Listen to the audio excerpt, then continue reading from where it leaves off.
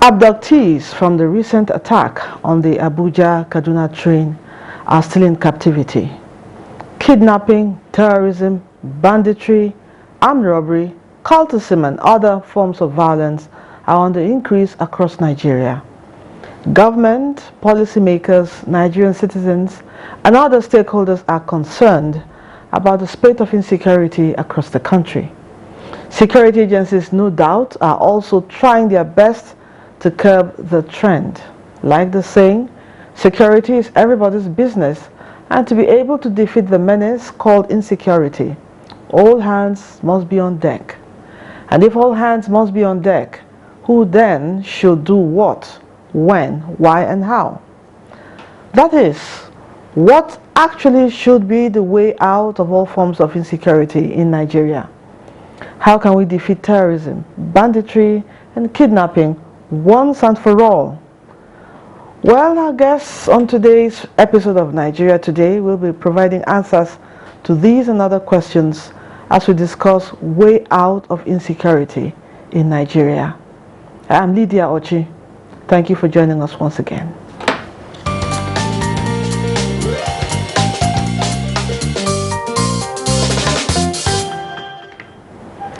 Joining me in the studio is a retired Commissioner of Police and former Police Public Relations Officer, Dr. Emmanuel Ojukwu. Welcome to the program. Thank you so much. And also joining us via Zoom from Jos is the immediate past Secretary General, retired Army, Navy and Air Force Officers Association. And he is also Development Management and Consultant and CEO, Damex Consultant Limited.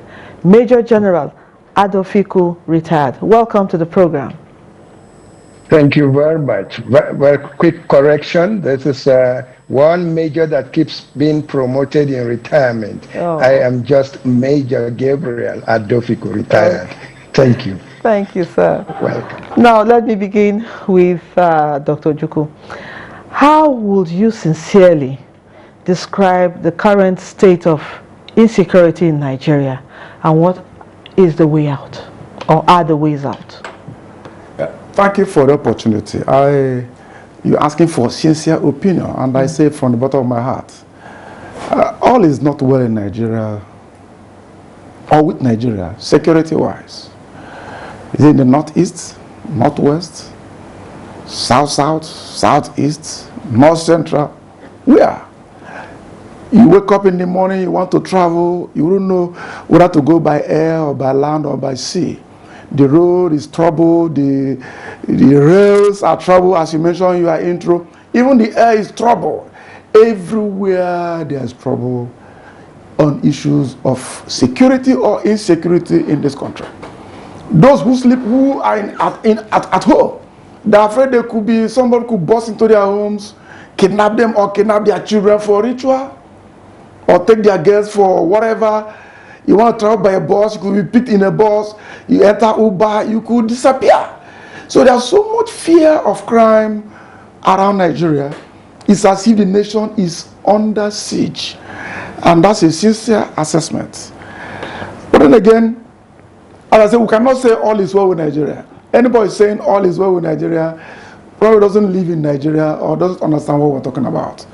A few days ago, there was no fuel, there was no light, everyone was hot, and I had children singing, "We are H-A-P-P-Y."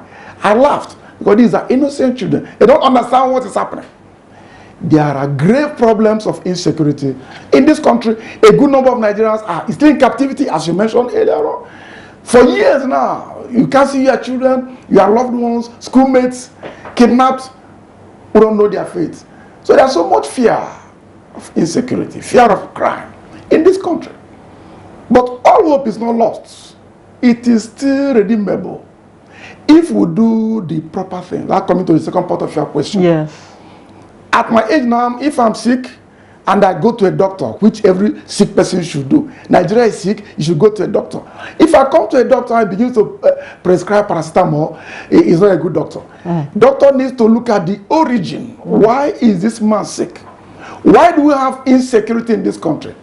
We have got so many eggheads, brainy people in this country who can give us an analysis, who can do a scan of the security problem in this country, to identify the origin, the source of kidnapping, source of armed robbery, source of banditry, source of terrorism, insurgency, cultism. What is the source? What are the dimensions? What are the tentacles? What are their riches? What are their effects? What are the issues that feed each of these crimes? What are the push or pull factors? And then what are the fault lines? How do these things make Nigerians vulnerable? Where do we begin to apply the brake? That's why doctor comes in now. What medicine do I apply for each of these? First of all, do analysis, then begin to apply the remedies, the mitigation measures. And in doing so, you know who does what. That's why the security architecture comes in, from the armed forces to the police and the rest of us. That's why the citizenry also come in, because insecurity affects both the rich and the poor, the tall and the short, those in government and those out of the government, the leaders and the led. And so there must be collective action. Analysis has to be done first of all, a scan has to be done first of all, identify what is happening, where it's coming from, and then let's know who does what. Okay. That you and I can sleep with our two eyes closed. Okay, let me go to Major Adofiku. What do you think are the challenges facing our security personnel or agencies, and what is the way out? Well, the challenges facing the security agencies and personnel on the ground in the circumstances we are in today in Nigeria is quite complex and quite obvious. But before then, permit me teeing off from Dr. Emmanuel Ojukwu's disposition there. I want to say that we have a very peculiar and pathetic situation. Pathetic because we undervalued security and took so much security factors for granted for quite a long time. Technically, if we had done an analysis of our security coverage in this country in the last 40, 50 years, we would know clearly that there were gaps, but these gaps were filled for us by benevolence. And when I mean benevolence, I mean the state of development, underdevelopment in the country. Security is about securing. Security is about ensuring that your territorial integrity is in place and unchallenged. Security is about your people going about their daily lives uninhibited by human or even natural factors, as the cases might be. But in the case of Nigeria today, what are we faced with? We are faced with what I would like to deviate a little bit from technical security prescriptions to developmental security matters that are facing us right in the eyeball. What are the developmental security matters facing us in the eyeball? Today, you cannot clearly define what is the direction of the physical development of the components of the nation called Nigeria. And what do I mean? Take, for example, the United States of America. If you fly from New York, have 2 hours stay in New York City, fly from New York, get to Los Angeles on the West Coast, as you're dropping in Los Angeles, you can see clearly that there is a structural dispersal arrangement of the city that is in some kind of semblance with what you have in New York. Or is it in Houston, Texas, and you're going to Chicago up north there? You find that there is some semblance of that kind of developmental pattern. What I'm saying here in a quick nutshell is that there are developmental gaps unfilled in the process of the physical and indeed the psychological development of our nation that needs to be fundamentally addressed. Having said that much, the security agencies that we now have, one, we do not have enough to cover the space we have. Yes, you will quickly say, oh, technology is coming up and technology is covering. Yes, technology would cover when you have adequate human factor that can complement that technology.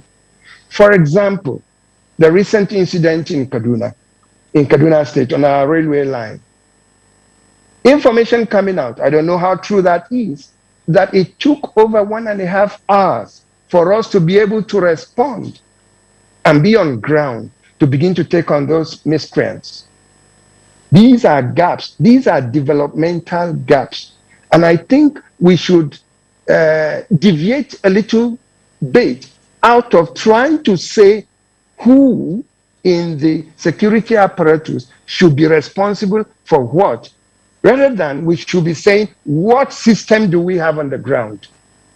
How adequate is that system? I like the language that often comes out. Everybody says security is every person's responsibility. I want to say it categorically here that it is true that security is everybody's responsibility, but everybody's responsibility to the extent to which you fill the gap in the security cycle.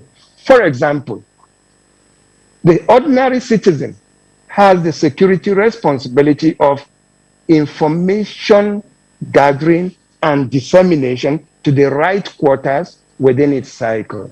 Then close to them, you have the civil defense. Close to them, you have... We seem to have lost connection there. Let me go to Dr. Ojukwu in the studio. What should the military be doing? How can we really flush out the kidnappers and bandits and terrorism out of Nigeria?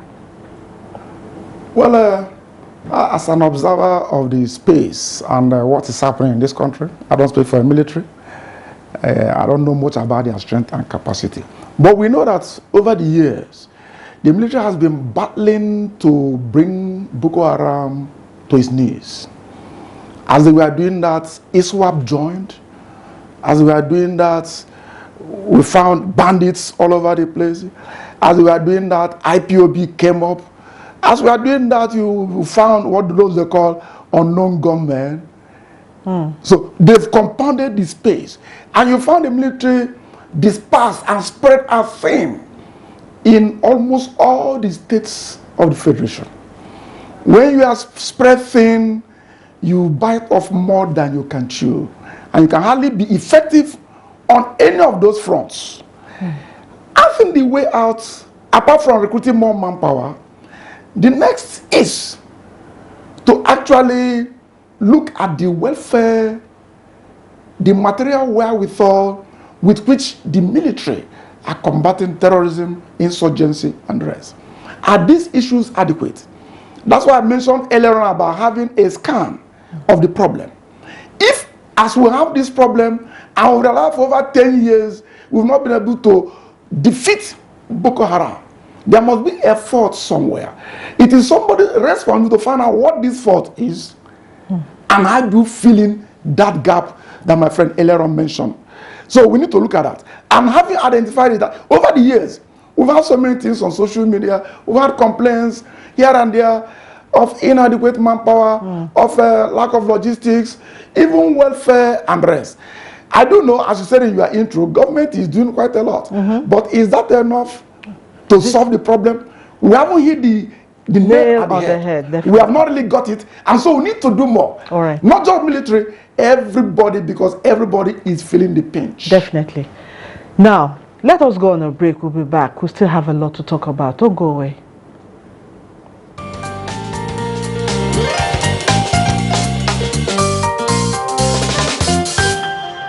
Some of these things we are calling security, some of them are those that don't have job. So the government should do everything best.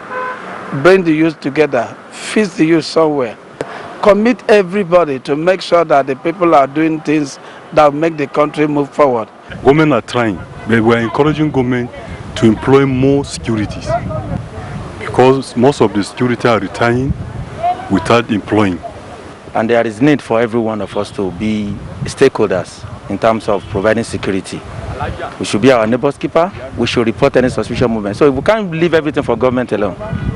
So it's a collective thing. Everybody should be everybody is a stakeholder in terms of securing the country. And of course, our law enforcement agencies should also rise up to the occasion, including the military.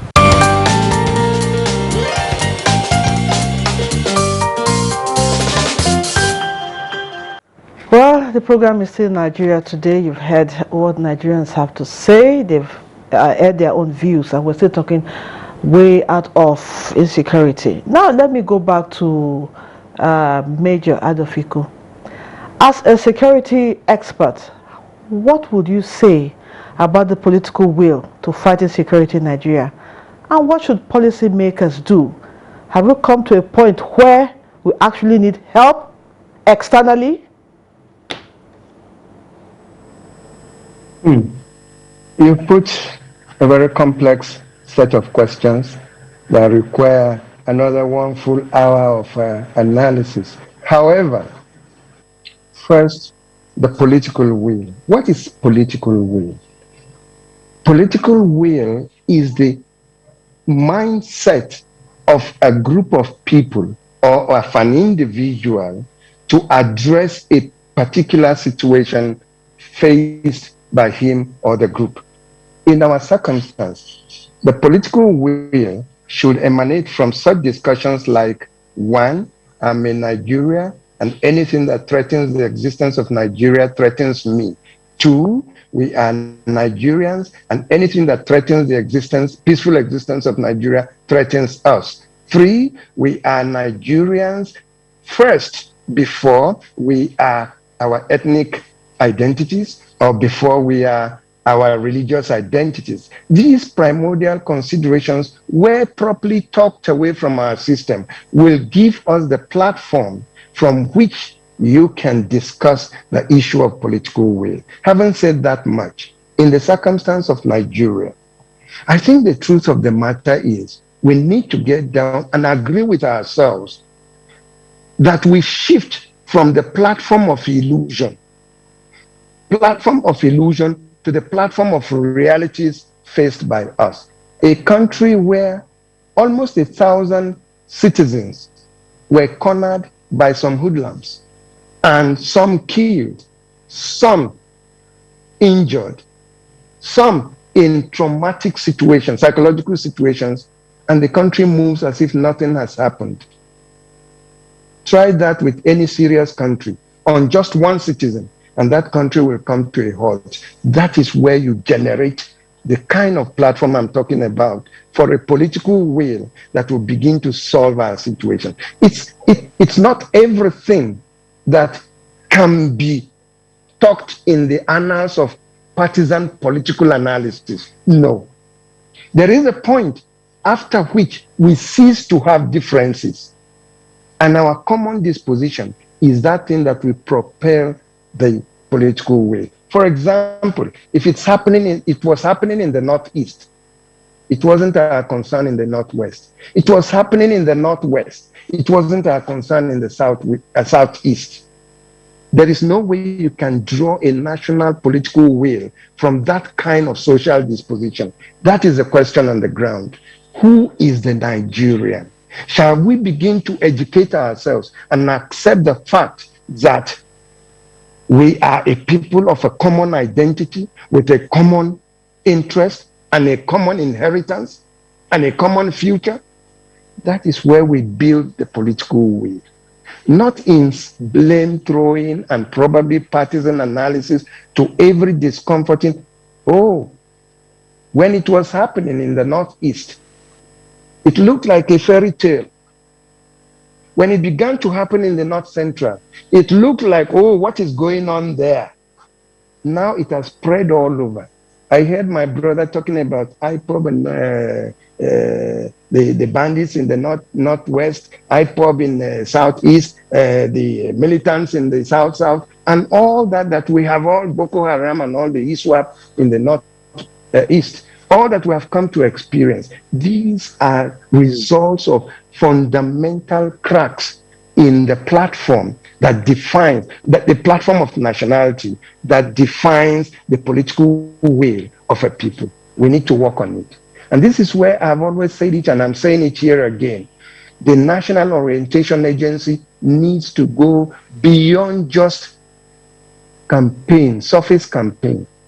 but a detail like he mentioned, Mr. Juku mentioned. It is clear that we need to begin to understand our differences so that it is translated into complementing factors in our living together. That's why the military family is slightly of an advantage to the rest of the country. In the military family, the will to fight is there. The will to work is there. The training, the consciousness has been built into these soldiers. But like we are saying, you must complement that with the developmental factors like the logistics support, like this arrangement that will put this country where we can talk as one. Look, you will appreciate being a Nigerian better when you are outside the country. There, we are all together. We want to move together. You don't first ask, where are you from? You first ask, as a Nigerian, what can I do for you? Here in this country, we need to develop that kind of attitude very quickly, right from the grassroots up to the leadership.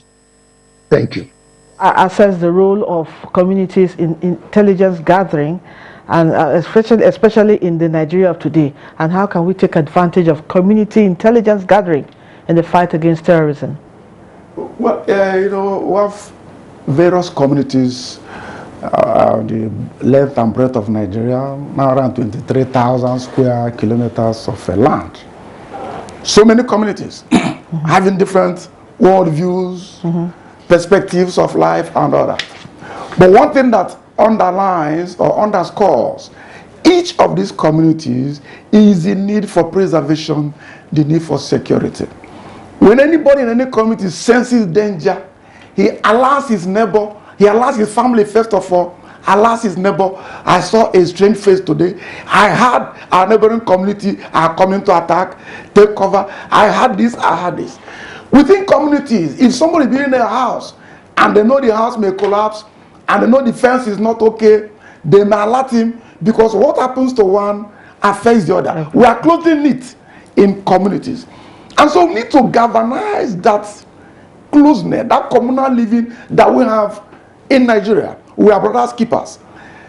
To the extent that if we notice something that is wrong, we need to inform our leaders. Leaders in families in Nigeria, we are patrilineal. Most leaders in Nigeria are men. From those men, you have our traditional rulers. You have our religious leaders. We have presidents of communities. We have age grade associations. We have old boys associations. We have leaders. So in each of these communities, even as traders union, these are communities. In each of them, they have leaders. When any member of any community notices something that is strange or untoward, it is incumbent on him.